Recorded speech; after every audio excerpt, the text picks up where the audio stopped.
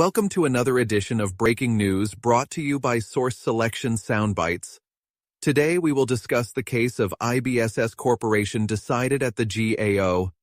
In this acquisition, NOAA had a requirement for cybersecurity support services across various systems in the Office of Satellite and Product Operations. The agency anticipated awarding a single fixed price and time and materials order.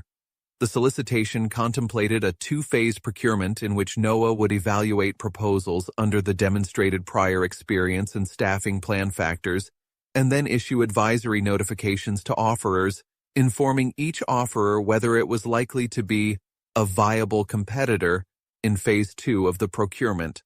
All offerers were permitted to participate in Phase 2, notwithstanding the agency's determination in advisory notification letters.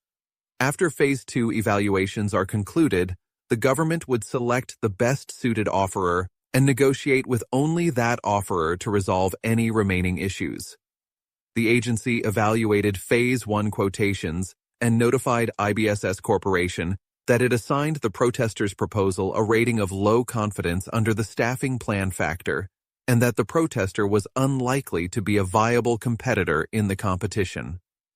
The agency explained that the protesters' proposal received a rating of low confidence because it submitted a staffing plan that failed to comply with FAR Provision 52.222-46, Evaluation of Compensation for Professional Employees, as required by the solicitation.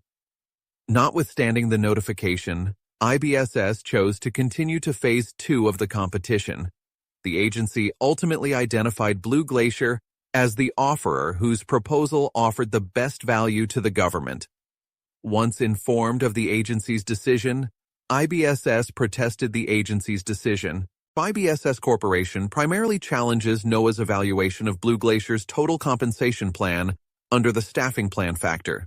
According to IBSS, the agency should have concluded that Blue Glacier's proposed compensation levels were unrealistically low and therefore insufficient to recruit and retain competent professional service employees.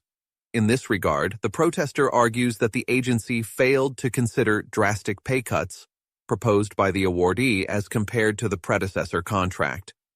The protester reasons that because the solicitation contained FAR Provision 52.222-46, the agency was required to consider the impact such cuts would have on program continuity and availability of required professional service personnel.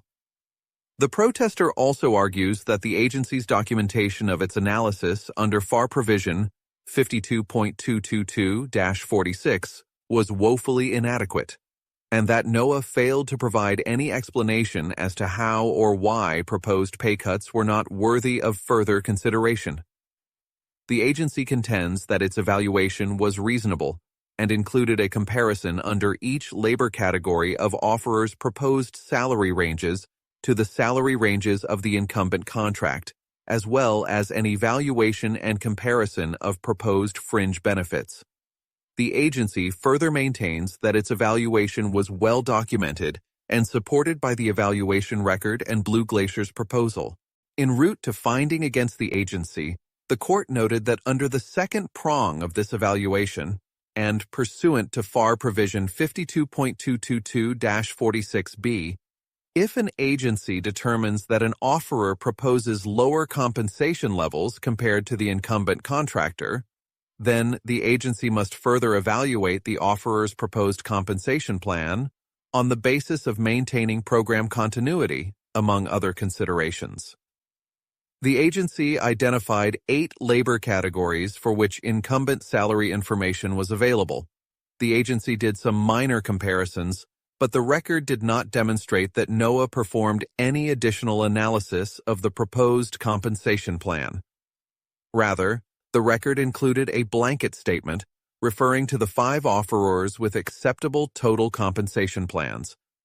FAR Provision 52.222-46b required the agency to evaluate the proposed compensation on the basis of maintaining program continuity, uninterrupted high-quality work, and availability of required competent professional service employees. The record does not reflect any such analysis specific to Blue Glacier's proposal. It only demonstrated conclusory statements. Given these facts, the protest was sustained. Now let's address a few of the lessons learned from this protest. They include 1.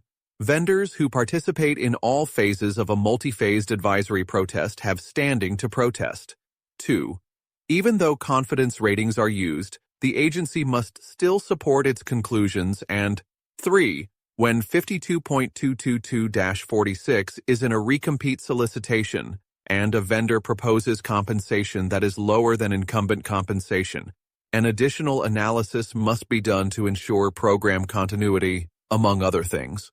In this episode of Source Selection Soundbites, we discuss the IBSS case and the advisory downselect principles associated with it.